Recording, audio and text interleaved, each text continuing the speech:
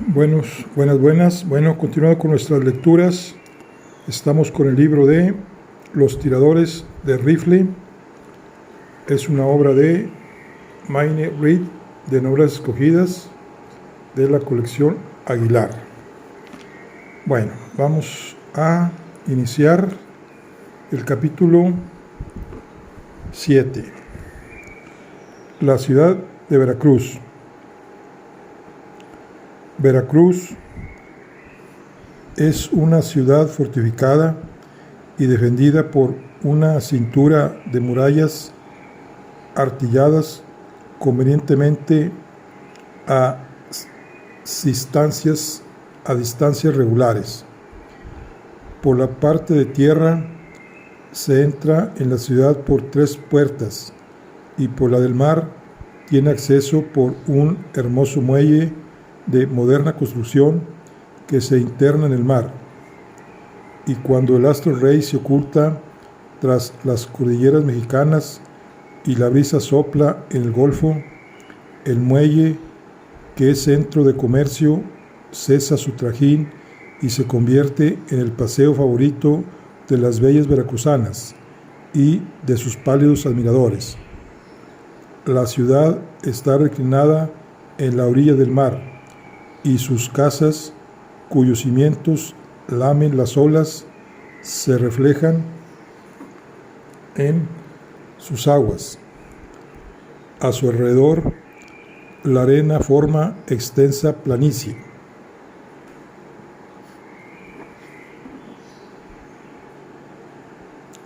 Limitada por las areniscas colinas características del litoral mexicano. En las grandes mareas, cuando el norte barre la playa y la llanura de arena, el mar la invade y Veracruz queda aislada entre las olas. Solo por un lado de Veracruz el paisaje cambia de aspecto. Hacia el sur aparece algún rastro de vegetación, arbustos y árboles raquíticos. Algunos matorrales invaden el camino hacia el interior y fuera de la ciudad. En los arrabales hay algún que otro edificio, la estación del ferrocarril, el cementerio, un acueducto, un sediento arroyo, algunas lagunas y pestilentes pantanos. Como centinela avanzado de la ciudad, sobre un arrecife de coral se alza la fortaleza de San Juan de Ulúa, situada a unas 1000 varas del malecón. En uno de los ángulos del fuerte se levanta el faro. Sus murallas y el arrecife en que se asientan protegen al puerto de Veracruz, que en realidad no es sino un fondeadero en donde se cobijan al escuadaño del fuerte San Juan los pocos buques mercantes que lo visitan. El gran fuerte de la Concepción en el ángulo norte de la ciudad y el de Santiago por el sur y en Bastión circulan fuertemente astillado. Completan la defensa de la ciudad por mar y por tierra hasta las colinas de blanca arena. El aspecto de Veracruz desde cualquier parte que se la contemple es lindo y atrayente.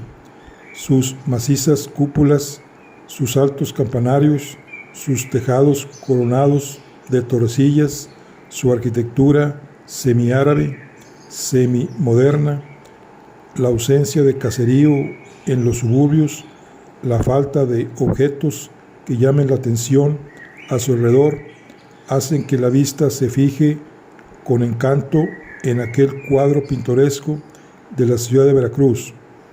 La gran variedad de estilos arquitectónicos de sus edificios, agrupados en compacta unidad, se destaca fuertemente de la oscura muralla de lava que los rodea.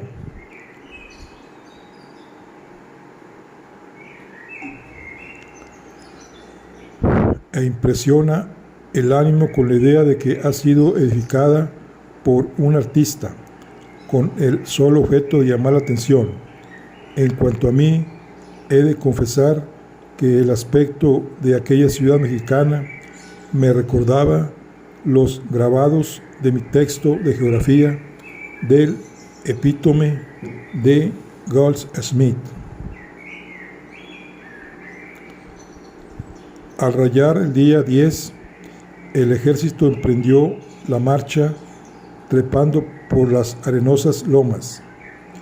Avanzábamos en semicírculo irregular, regimiento tras regimiento, división tras división.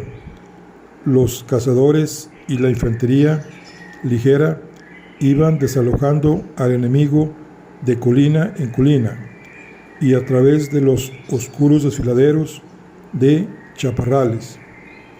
Las columnas continuaban por tortuosos senderos, a veces enroscándose por las angostas gargantas o trepando por las blancas lomas como enorme serpiente. Habíamos entrado ya bajo el radio de acción de los cañones de la plaza, pero íbamos protegidos por las sinuosidades del terreno. Apenas un regimiento hacía su aparición por la cuesta de una loma. Los cañones del fuerte de Santiago atronaban el espacio con un disparo.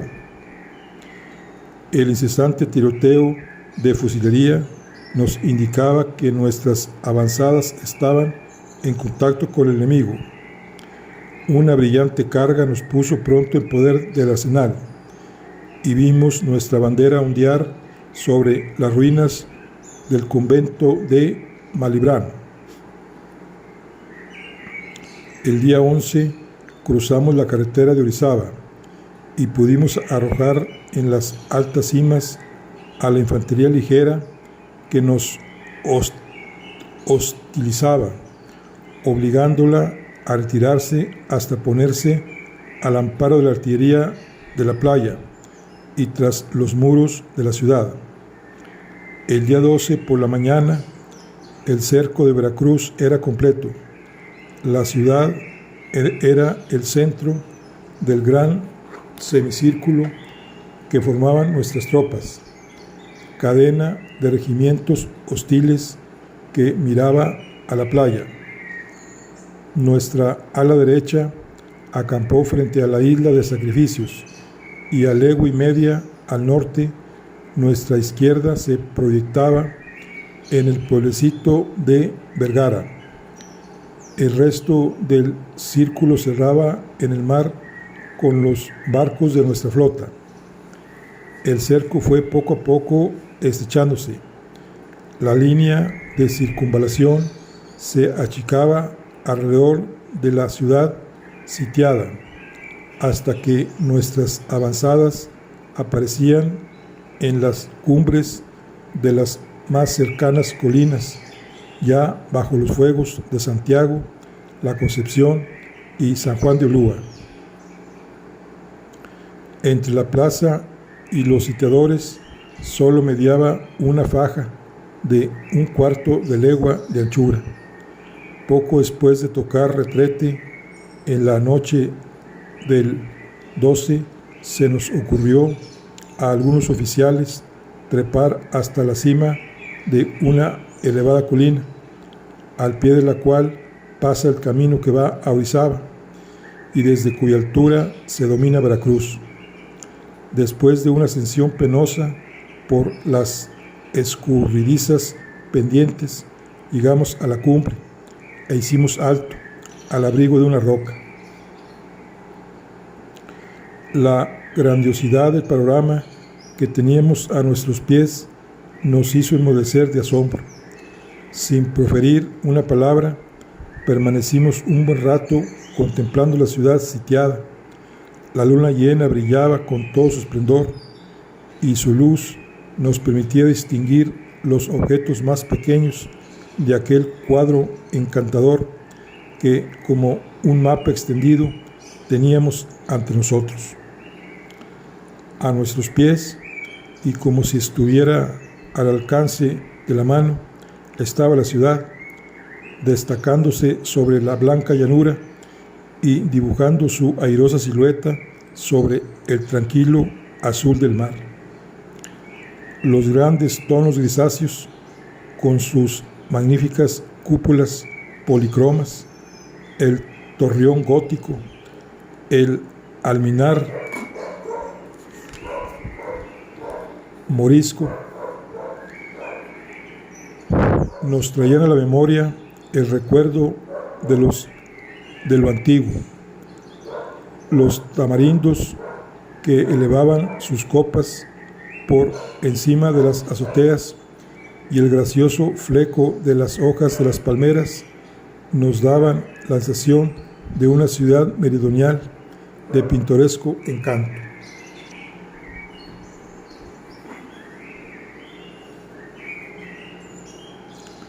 Torres, cúpulas, almenares dominan las grises murallas, coronadas a su vez por las banderas de los consulados de España, Francia e Inglaterra, ondeando entre el águila azteca del pabellón mexicano. Múltiples lucecillas brillan en el fuerte de San Juan, al pie de cuyos muros van a romper lánguidamente las olas del mar. Al sur distinguimos la isla de Sacrificios y las oscuras moles de los silenciosos buques de nuestra armada, dulcemente mecidos al abrigo del madrepórico arrecife. Al otro lado de la cintura de murallas de grisácea roca que rodea la ciudad se extiende la llanura de arena que termina al pie de la eminencia en donde nos encontramos. A derecha e izquierda, desde los altos de Punta Hornos a Vergara, se destaca una línea de siluetas oscuras. Son nuestros centinelas avanzados que, inmóviles e impasibles, metidos en la arena hasta las rodillas, vigilan la plaza enemiga. Contemplábamos embelesados aquel panorama. Gruesos nubarrones cubren la luna y las luces de la ciudad, antes amortiguadas por la claridad del astro de la noche, brillaron con fuerte centelleo. Las campanas de las iglesias y conventos repican sin cesar, resuenan en calles y plazas, se pierde su sonido en la llanura y en el mar, y de vez en vez se oyen gritos, centinela alerta, y el seco y amenazador, ¿quién vive? ¡Qué contraste! Llegan a nuestros oídos melodiosos ruidos de cadenciosa música, confundidos por la dulce voz de las mujeres. La ciudad sitiada se entrega al placer de la danza, y aquellos sonidos que, apagados, llegaban a nosotros, nos hacían pensar, palpitando de emoción, en las bellas mexicanas de negros ojos y diminutos pies, calzados con fina media de seda y charolado zapato, deslizándose graciosamente sobre la alfombra de un salón de baile. Aquello era una tentación. Nuestras miradas codiciosas caían sobre la ciudad bloqueada, y más de uno de nosotros, impaciente y emocionado, hubiese deseado emprender en aquel momento el asalto de la plaza. De repente vimos brillar un fogonazo que, como un chorro de fuego, salió del parapeto de Puerto Nuevo. ¡Ojo!, exclamó Twin, agazapando su alambrado cuerpecillo tras un montón de arena. Imitamos su ejemplo, pero aún no habíamos acabado de guarnecernos cuando pasó zumbando por encima de nuestras cabezas un pepinillo de A24. El proyectil dio en la misma cresta de la loma, a pocos metros de nosotros, mientras el eco del estampido se perdía de colina en colina. «Venga otra», gritó uno de nosotros. «Este artillero ha perdido una cena con champaña», dijo Twin. «Probablemente ha cenado y bebido ya, si no, su puntería sería más certera», replicó otro. «Y habrá comido ostras, qué ricas», exclamó Clayley. «Cállate, chico, no digas esas cosas que se me hace agua la boca. Estoy por dar el asalto a la ciudad yo solo, a ver si quedan algunas obras». Esto lo decía Hennessy, a quien el contraste del champaña y las ostras con la galleta y el corrioso cerdo salado impregnado de arena que había sido nuestro alimento durante varios días había impresionado más que a los otros.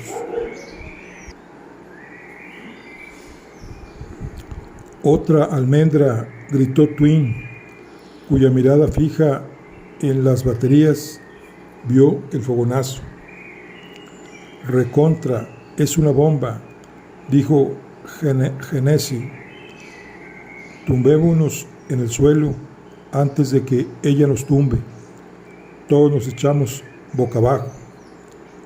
La bomba pasó silbando en graciosa curva marcada por la llama de su espoleta y vino a hundirse en la arena a los pies del centinela que estaba cerca de nosotros y que, dormido o paralizado por el terror, permaneció inmóvil. El eco retumbó en las colinas. «Buena puntería, ya han dado en la loma», exclamó un joven oficial. Apenas había pronunciado estas palabras cuando resonó un horrible estampido, como si reventase un cañón bajo nuestros cuerpos. La tierra se abrió, sacudida por una convulsión de terremoto, y una lluvia de arena cayó sobre nosotros. Durante algún tiempo, una nube de polvo flotó en el aire. La luna volvió a aparecer en aquel momento, y cuando se disipó la nube de arena, pudimos ver el mutilado cuerpo del centinela en el borde de la cuesta, a 20 pasos de nuestro grupo.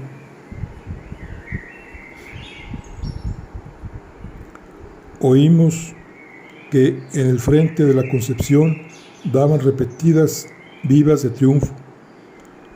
Apenados por el suceso, y más pensando que era por nuestra causa, al llamar la atención de los artilleros, decidimos abandonar la colina, cuando nos detuvo el silbido de un cohete que partió del chaparral a unas 400 varas a retaguardia del campamento.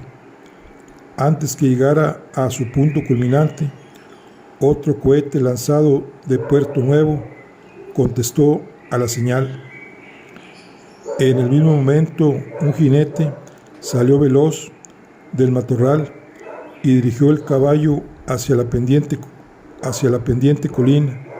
Después de 3 o 4 tropezones en la peligrosa carrera, llegó a la cumbre de la loma, en donde yacía el cadáver del centinela.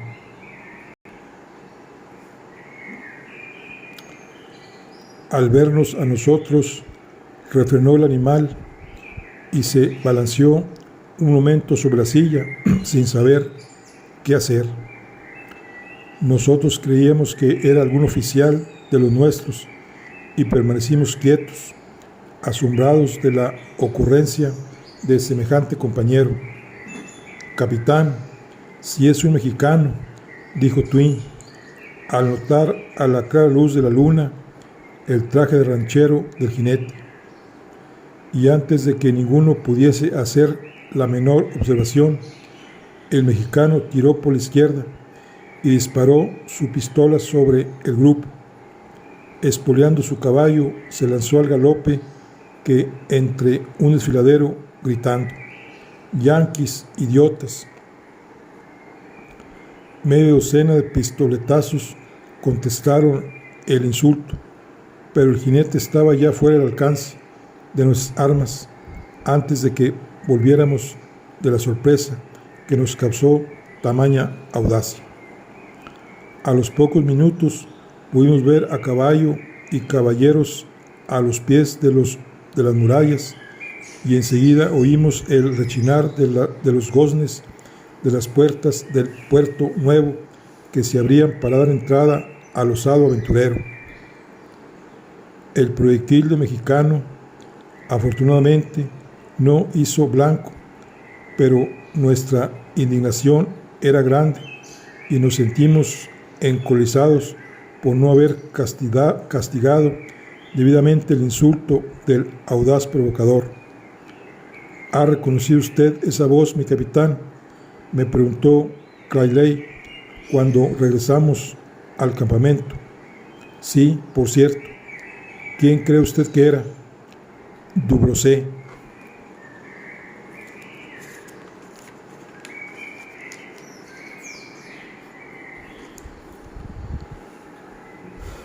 Capítulo 8. El comandante Blosón.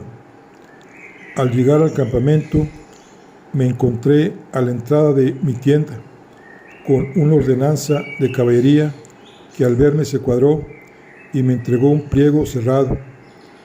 De parte del general, me dijo, alargándome el papel, y sin esperar contestación, montó a caballo y partió al galope. Abrí el sobre y leí lo siguiente: mañana a las 4 de la madrugada os pondréis con 50 hombres a las órdenes del comandante Blosón, por orden AAAG, al capitán Haller, comandante de la compañía de francotiradores. Hombre, con el viejo Blosón, ya le conozco, es el comisario de la vanguardia, dijo Clayley, mientras se enteraba del contenido del pliego. Probablemente a las trincheras. Vaya un servicio. Si fuese para eso, no se hubiese elegido al viejo Blosón, sino al intrépido Daniel. Por ejemplo, con ese hubiéramos hecho algo bueno, pero con el vallenato de Blosón, que apenas puede montar a caballo, ¿qué demonios vamos a hacer? Pronto saldremos de dudas. Diga al sargento que tenga la gente preparada para las 4 de la mañana. Fui en busca del comandante Blosón, al que por fin encontré en una tienda de campaña, escondida en un bosquecillo de cauchucos, fuera del alcance de los cañones enemigos. Ahí estaba el comandante repantigando en una cómoda silla de tijera. Describir a este buen señor con todos los pelos y señales sería tarea que necesitaría un capítulo entero, pero para que el lector se forme de él una idea, diré que era un tipo grandote, gordo, colorado y reluciente. Sus compañeros le llamaban el comandante Sueltajos. Si había en el ejército invasor un individuo a quien le gustase la comodidad y la buena vida, aquel era al comandante Blosón. Si a alguien le molestaba el trabajo, las penalidades y la vida agitada, aquel era Blosón. Odiaba a los mexicanos, a los mosquitos, a los escorpiones, a sin pies, a las serpientes y a los ejenes. En una palabra, a todo enemigo de su comodidad y regalo, y su manera de echar ternos y juramentos le hubiera valido un buen puesto entre los célebres tercios de Flandes. Era Blouson un comisario aposentador en toda la extensión de la palabra. Ocupaba él solo más sitio y aposento que 2 oficiales juntos, y aún más que el general en jefe. Si los más encopetados oficiales se conformaban con las 25 libras de bagaje de taza, él necesitaba cientos de libras, y además una cabalgata de vagones para él y su impedimenta. Al entrar en su tienda, le encontré cenando los ricos manjares de su bien provista mesa.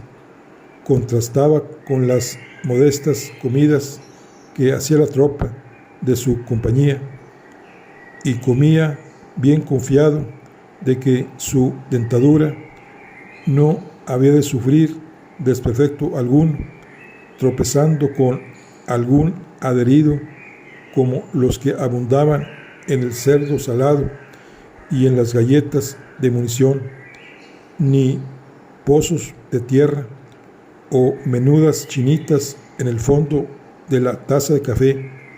Bien al contrario, el comandante era un gastrónomo que sabía cuidarse.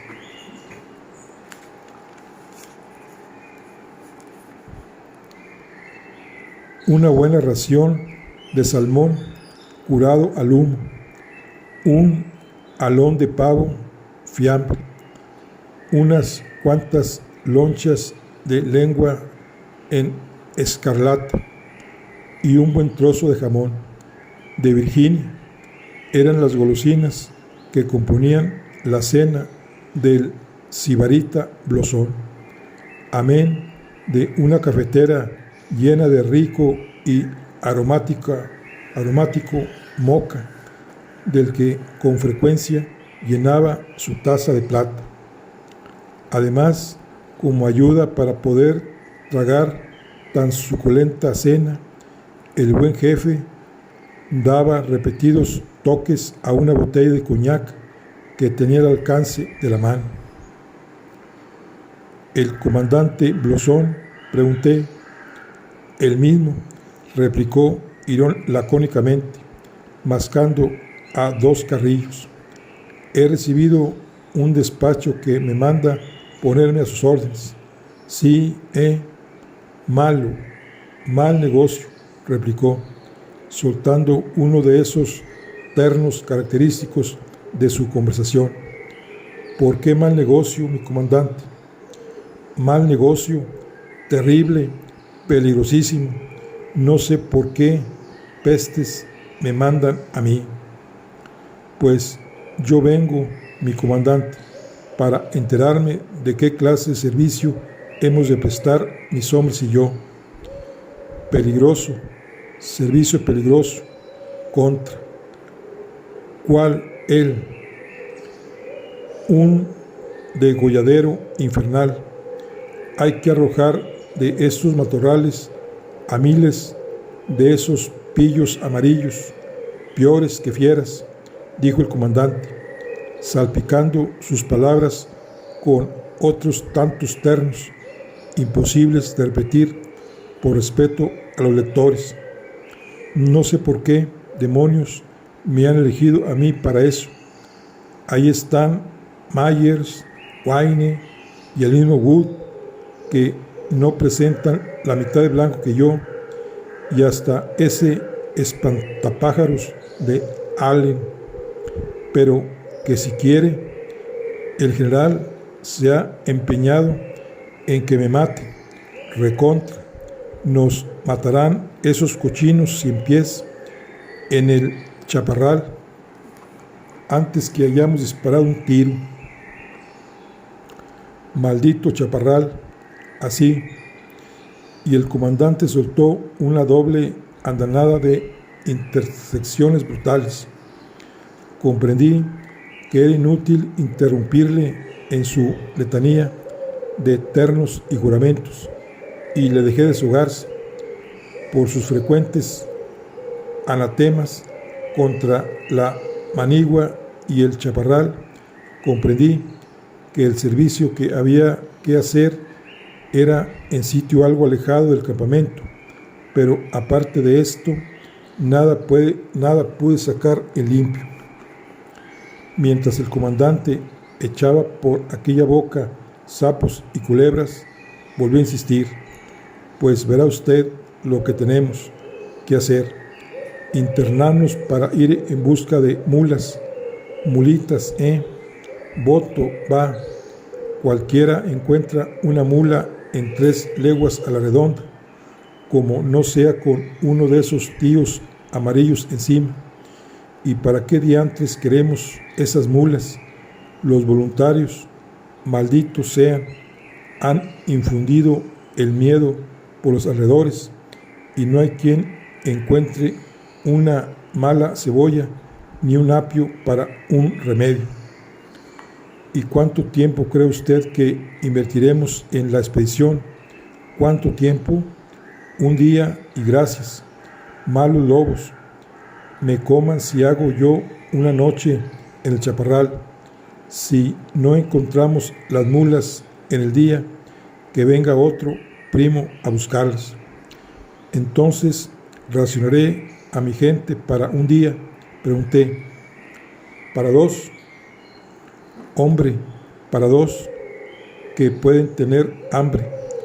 El oficial de tiradores, Roberto, me ha dicho que no se encuentra por ahí ni con qué mantener a un gato. Por consiguiente, víveres para 2 días, galletas doble ración, bueyes creo que hay en abundancia, pero le aseguro que prefería un solomillo de Filadelfia a todas las vacas de México. Al diablo con esas reses, tienen una carne muy corriosa.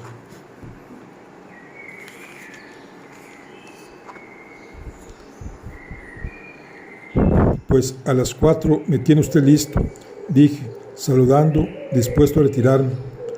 Un poco más tarde, capitán, que yo no puedo dormir con estos diantres de bichos. Dígame, ¿cuántos hombres tiene usted? En mi compañía tengo 80, pero la orden es de llevar solo 50. Y dale, ¿lo ve usted? Si lo que quieren es que me maten, eso es, recontra, deshacerse de Blosón, con que 50 hombres, cuando se han visto miles a menos de 3 leguas. ¿Cuántos hombres? Voto al diablo, 50 solo. Vaya, un ejército para tomar el chaparral. Pues es que esos 50 hombres que tengo valen por 100, se lo aseguro, mi comandante. Tráigase a todos, al coronel y al último hijo de su madre. Pero mi comandante, el general ha ordenado otra cosa. A paseo al general, así le parta un rayo. Obedezca a todas las órdenes de los generales con este ejército y ya verá qué pelo echa. Tráigame a todos, siga mi consejo, o de lo contrario, no respondo de la vida de ninguno. Hay que ver que 50 hombres. Iba yo a retirarme cuando el mayor me tuvo con una de sus imprecaciones. Pero hombre, qué memoria la mía. Perdóneme, capitán, estoy medio chalado. Mire usted que no habérseme ocurrido ofrecerle un trago. ¿Qué bebe usted? Un poco de este coñac, que es superior. El agua no vale nada. Nos servimos una buena ración de ambarino, licor, brindamos recíprocamente a nuestra salud y nos separamos deseándonos una buena noche. Capítulo 9. Exploración en el Chaparral. Entre las costas del Golfo de México y las faldas de la cordillera de los Andes se extiende una vasta zona de tierras bajas, de una anchura media de 80 kilómetros, pero que en algunos sitios llega hasta tener el doble. Esta extensión de terreno, de clima tórrido, es lo que los mexicanos llaman tierra caliente, y está cubierta de espesas selvas en las que abundan las palmeras, el caobo, el bambú, el canchuco, las acacias, las enredaderas, las lianas y otras plantas parásitas gigantescas. A la sombra de estos enormes vegetales crecen los punzantes aloes, las pitas, el mazcal silvestre, cactus de múltiples especies y una flora variada casi desconocida de los botánicos. Negruzcos y pestilentes pantanos en cuyas orillas crecen altos cipreses envueltos en musgo plateado, Tillandsia usneiris, infeccionan la tórrida atmósfera con sus mortíferos miasmas que engendran el temido vómito. La malsana región es muy poco poblada. Entre sus habitantes predomina el negro, raza que ya no se encuentra en el resto de México. En las pocas ciudades que hay en esta zona se encuentran los amarillentos mulatos y las lindas cuarteronas de ondulosa y negra cabellera. En las haciendas dispersadas aquí y allá vive una raza original, el sambo, nacido en cruzamiento del negro con los primitivos indígenas. A lo largo de la costa, entre Veracruz y la montaña, en la faja oscura y frondosa, se encuentra esta gente, llevando una existencia indolente, semisalvaje, dedicada al pequeño cultivo, a la caza, a la pesca y al pastoreo. Al cruzar las selvas va el viajero admirando variados paisajes.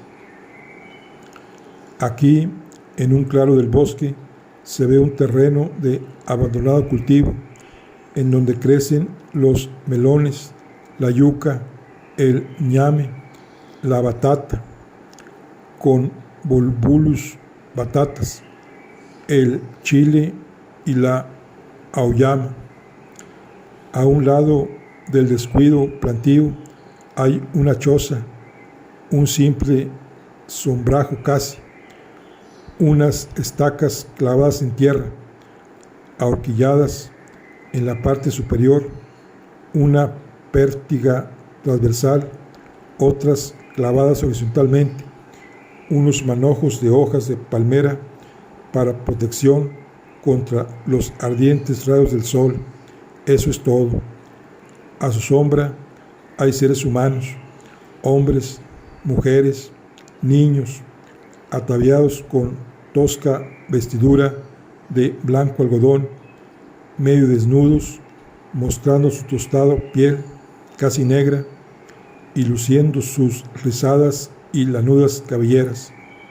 No son indios ni negros, son una mezcla de las dos razas, los zambos. Su fisonomía, como su vestimenta tosca y vulgar, confunde a ambos sexos, y es difícil, si no se les ve muy de cerca, distinguir al hombre de la mujer. El que conoce el país sabe que quien indolentemente se mece en la hamaca o dormita en el petate es el hombre. El ser que trabaja de un lado a otro, atendiendo a los menesteres de la humilde morada, es la mujer. Si el macho se mueve de cuando en cuando, es para estimular a la hembra en su actividad con un latigazo de cuarto. Desparramados aquí y allá en el cobertizo se ven algunos groseros enseres del lugar, un metate para hacer las tortillas de funchi, algunas ollas de rojiza arcilla, recipientes y platos de tutuma, un par de burdos destrales, un machete, un guitarro hecho con una calabaza, una enorme silla de montar, unas bridas, un lazo, sartas de pimientos colgados del techo. A eso queda reducido el ajuar de la casa. A la entrada de la choza duerme un perro escuálido y atado a un árbol, un flácido rucio, y en un cercado contiguo un par de burros y quizá una macilenta mula llena de mataduras y alifafes. Ahí pasa el sambo su vida holgazana mientras su mujer trabaja, si trabajo se puede llamar atender a los menesteres del modestísimo hogar. Ahí se respira un aire de indolencia y de abandono que impresiona. Los melones, las ñames, las frutas y verduras que ahí crecen más se deben a la espontaneidad de la naturaleza que al cultivo que el labrador presta al campo. El sol y el rico suelo hacen el trabajo del cultivador. De nuevo se extiende ante nosotros la selva de pintoresco aspecto y mejor cultivo, pero siempre con el sello de la pereza y el abandono. Ahí está el rancho, la vivienda del pequeño hacendado, del vaquero, su casa con gablete y tejado de dos aguas no tiene nada de particular, como no sea sus paredes hechas con gruesas cañas de bambú o grandes maderos del Fouquier Splendors, unidas unas a otras con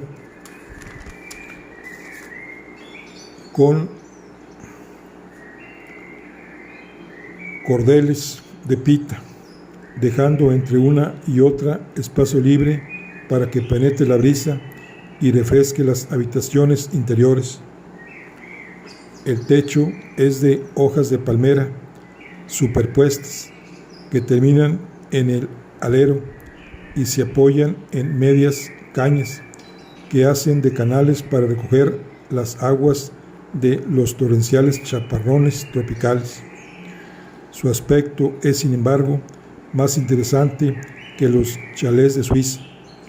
El mobiliario es sencillísimo, pocas sillas de junco tejido, ninguna mesa, la piedra característica para moler el maíz y hacer las tortillas, esteras de palma, cestos del mismo material, un hornillo que parece un altar, en medio de la estancia, una mandolina colgada de la pared, una silla de montar de cuero repujado y profusamente adornada con ornamentos de plata, una brida de crin con enorme bocado a la mameluca, una escopeta y un machete.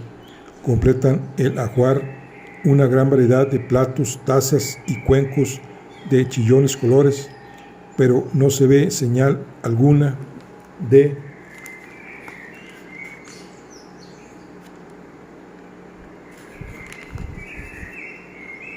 tenedores, cuchillos o cucharas. El ranchero desconoce cada esos instrumentos o no los usa. Se le encuentra casi siempre sentado en la puerta de su vivienda, cuidando de su fino caballo o correteando por campos, montando en su inseparable compañero. El ranchero es español, de pura raza, o mestizo, rara vez indio, puro como lo son los peones o jornaleros, a quienes jamás se les apellida rancheros, nombre reservado a los de origen español. Si el ranchero es un ser pintoresco, no lo son menos su traje y atavíos. Su cútil es moreno, su pelo negro azabache, sus dientes blancos como el marfil. Generalmente es bigotudo, suele llevar patillas, pero no se ocupa de peinar ni cuidar sus adornos capilares. Viste calzones de pana verde o de color oscuro, abiertos de arriba a abajo por el costado exterior y forrados de cuero para protegerse contra las espinas y púas de zarzas y cactus del chaparral. Cuando el tiempo refresca, cierra las perneras con la hilera de botones, con frecuencia plateados, que adornan su calzón.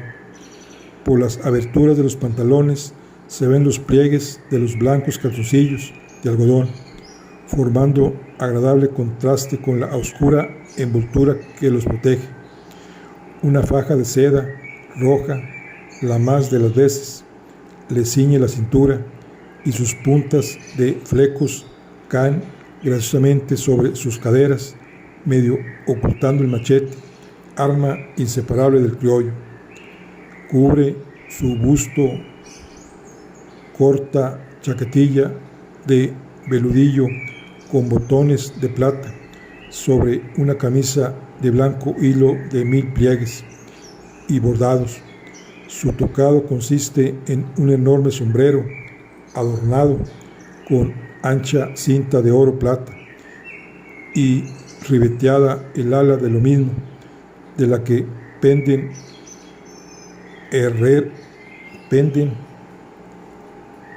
herretes de los mismos metales. Calza botas de cuero rojo, de las que jamás faltan unas enormes espuelas. El ranchero es un ser incompleto sin un zarape o poncho, que es para él su cama, su manta y su paraguas. Su compañera entra y sale del rancho y a menudo se la ve arrodillada moliendo maíz, preparando las tortillas con las que salpica el abundante chile colorado.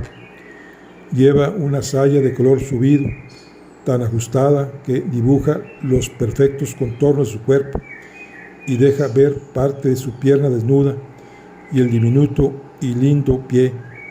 Los brazos, el cuello, el pecho van desnudos y medio cubiertos con el rebozo de gris azulado prendido en la cabeza. La vida del ranchero es libre y tranquila, sin preocupaciones que la molesten. Jinete habilísimo pasa su vida a caballo, montado conduce su ganado, montado le cuida y montado recorre la menor distancia. Cuando se apea, toca la guitarra, entona canciones andaluzas, baila el fandango y bebe repetidos tragos de chingarito, aguardiente del mezcal. Tal es el ranchero de la Tierra Caliente, en la región de Veracruz, y tal es en todo México, desde el norte hasta el Istmo de Panamá. También en Tierra Caliente suele encontrarse el rico colono que explota plantíos de caña de azúcar, de cacao, de vainilla. Su morada es la hacienda, de pintoresco aspecto. Está rodeada de campos bien cultivados y abundantemente regados por una red de canalillos que conducen el agua de un cercano riachuelo. En sus orillas crece el cacao y en aquel fecundo suelo abunda el majestuoso bananero, cuyas anchas y hermosas hojas de brillantes verde limón, al extenderse alrededor del tallo, hacen de esta planta una de las más vistosas y elegantes de los trópicos. Además de su belleza, ofrece al mexicano el suculento, apetitoso, nutritivo y hermoso fruto. Paredes blancas o elegantemente pintadas denotan la hacienda, de la que sobresale una hermosa torre. Aquella es la hacienda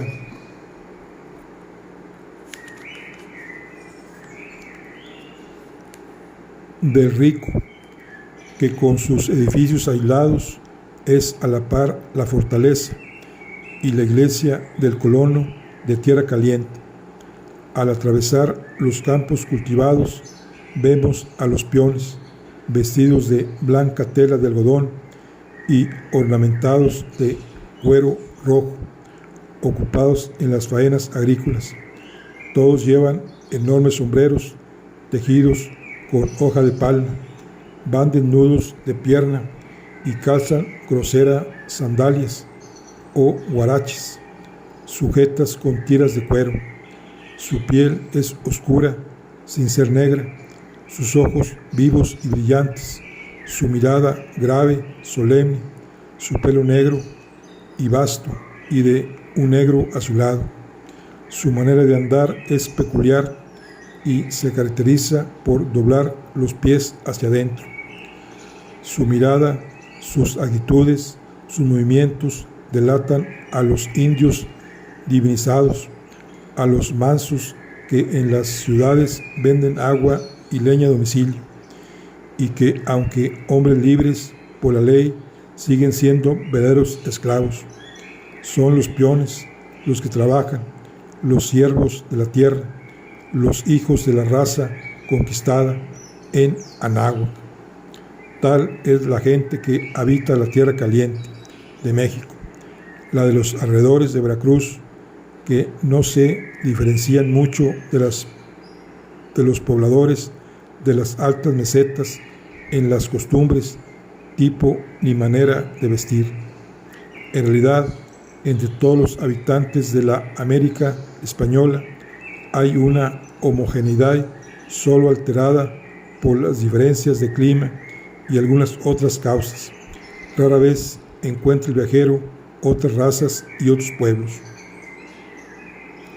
Antes del amanecer, el día siguiente al que hablé con el comandante de los ternos, vi aparecer por el ventanillo de mi tienda de campaña la cabeza del sargento Bob Lincoln.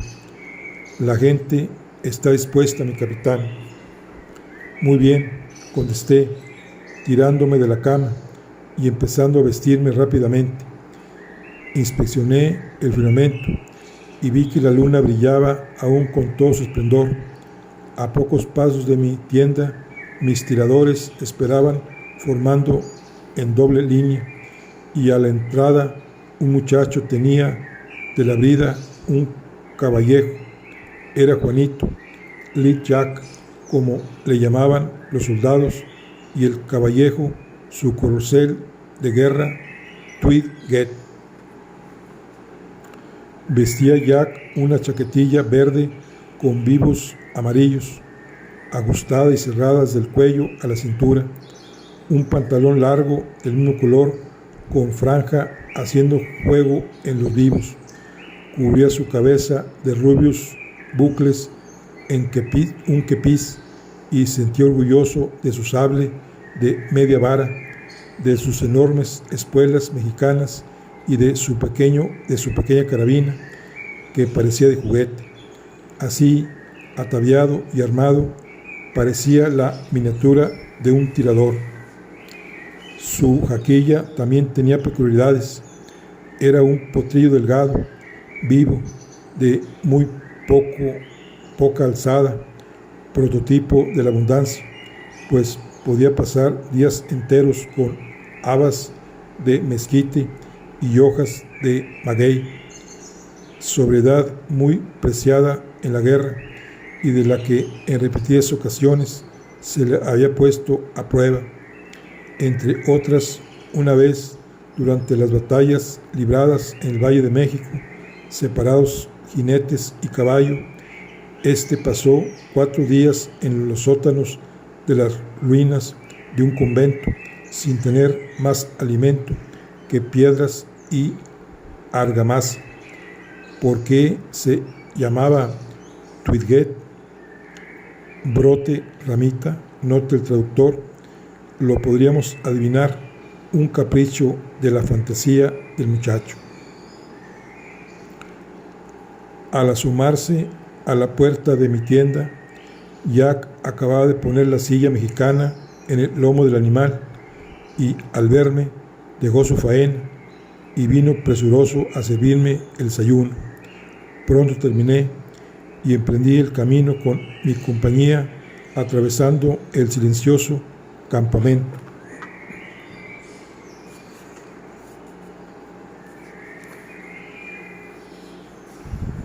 Poco después se incorporó a nosotros el comandante, montado en alto y tremendo caballo, seguido de un ordenanza negro que respondía al nombre de Doc. Jinete en cómoda y rechonza Jack conducía con cuidadoso respeto una gran cesta con las provisiones de boca de nuestro sibarita comisario. Poco tardamos en llegar al camino de Orizaba. Yendo en la vanguardia, el comandante y Jack declaró que no podría contener la risa al ver el contraste que ofrecían ambos équites. El primero, con su corpachón ahorcajado en el altísimo caballo, parecía, a la incierta luz del crepúsculo, un colosal centauro, mientras que Jack y Twitget parecían 2 representantes del reino de Lipus. Al doblar una esquina del bosque, se destacó la silueta de un jinete apostado en el camino.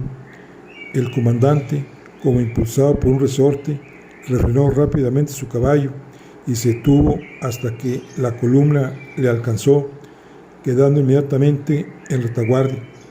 La maniobra fue ejecutada de la manera más natural, pero no se nos pasó por alto el desagradable efecto que la presencia del mexicano había producido en el comisario.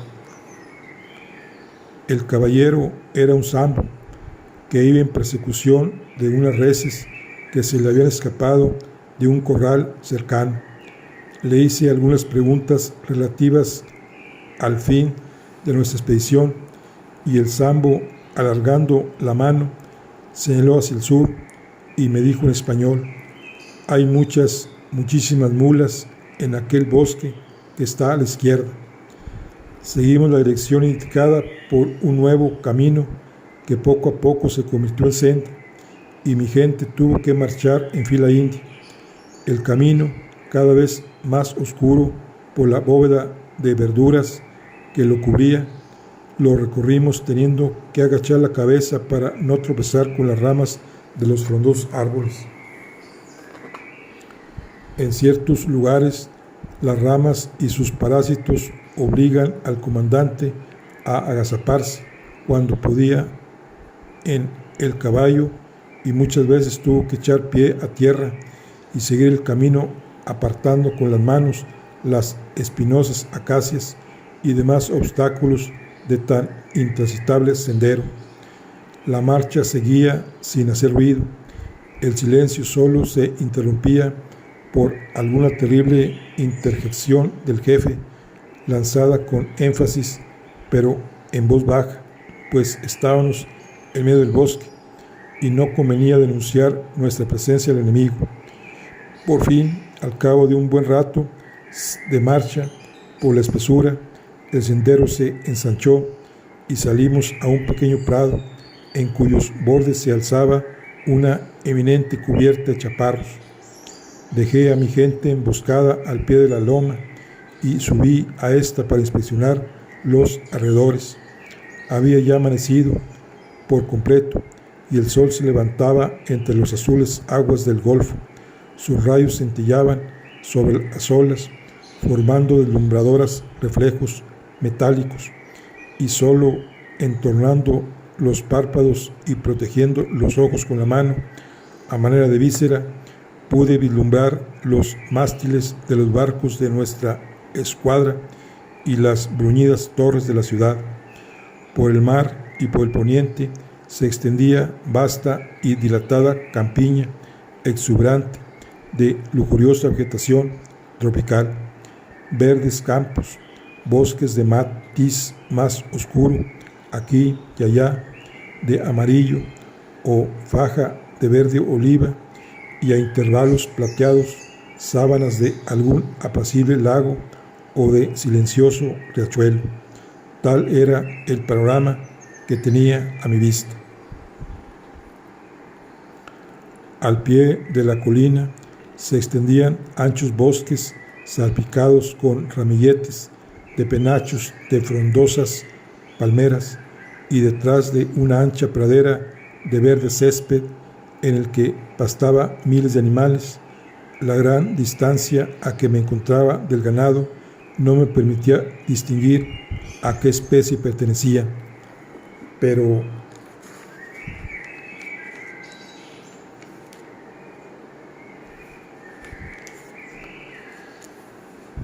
el espectáculo que contemplé era tan extraño que apenas podía dar crédito a mis ojos.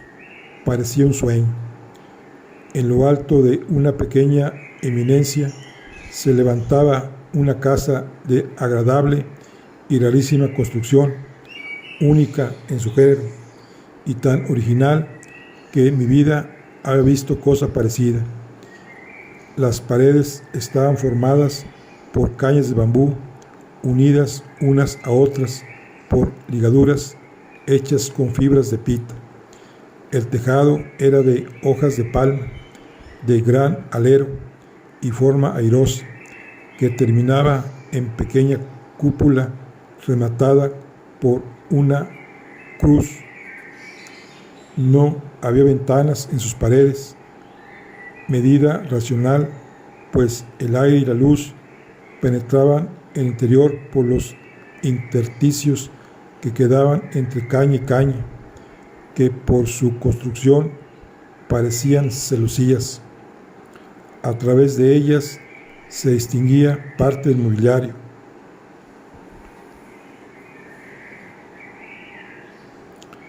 Una cortina de lana verde, pendiente de un travesaño, hacía de puerta, y como estaba recogida con un alzapaños, dejaba ver en el fondo de la habitación una otomana y una elegante arpa. El conjunto de aquella morada hacía el efecto de una jaula de doradas rejas, y el terreno que la circundaba, dan en armonía con ella y con el cultivo cuidadoso e inteligente, en el que ningún dato indicaba el abandono ni la desidia, denotaba la clase de individuos que la habitaban. El espeso bosquecillo de olivos, con sus retorcidas y nudosas ramas de verde grisáceo, formaban el fondo del cuadro, y a derecha e izquierda se destacaban huertas perfumadas con multitud de naranjos y limoneros, dorados frutos, flores policromas, hojas verdes y amarillas, la primavera y el otoño dándose un abrazo en las mismas ramas. Raras plantas exóticas, cuidadas en tibores de porcelana japonesa, lucían sus tintes brillantes en el voluptuoso escenario. Un surtidor de agua cristalina lanzaba un chorro a 6 varas de altura y volvía a caer, convertida en lluvia, sobre los lirios y otras plantas acuáticas que cubrían la superficie de una pila que desaguaba su exceso de agua en un caz para ir a perderse en un cercano bosque de plátanos bien alimentados por el líquido elemento por el que elevaban sus verdes y alegres hojas a varias varas de altura. Nada permitía creer que ahí habitaba ser alguno. Solo los parleros pájaros turbaban el silencio y parecían ser los únicos moradores de aquel paraíso tropical. Una pareja de pavos reales paseaba orgullosa por el parterre luciendo sus primorosos plumajes. En el estanque apareció la gallarda figura del flamenco, cuya roja vestidura contrastaba con las verdes hojas de los lindos acuáticos. Por todas partes se oía el melodioso cántico de las aves y el sinsonte, allá arriba, en lo más alto de los árboles, imitaba Bourbon las monótonas notas del papagayo. Los tucanes y trogones volaban de mata en mata o se cernían unos instantes entre las pulvorientas gotas que caían del surtido, y los colibríes, libando en los cálices de las flores o atravesando el jardín como saetas, brillaban cual refulgente gemas multicolores. Curioso e inquieto ante aquel paisaje encantador, aguardaba con la mirada la aparición de algún ser humano, cuando el acento dulce y argentino de una voz femenina que salía de un macizo de plátanos llegó a mis oídos. A esta voz contestó otra, acompañada de cortas exclamaciones, y oí el ruido que produce el agua chapoteado por unas manos. La Eva de ese paraíso debe de ser angelical. Su melodiosa voz me lo anunciaba. Era la primera voz de mujer que oía desde hacía un mes, y las fibras de mi corazón, tiempo hacía adormiladas, vibraron de nuevo, impulsadas por las sonoras ondas de aquella voz.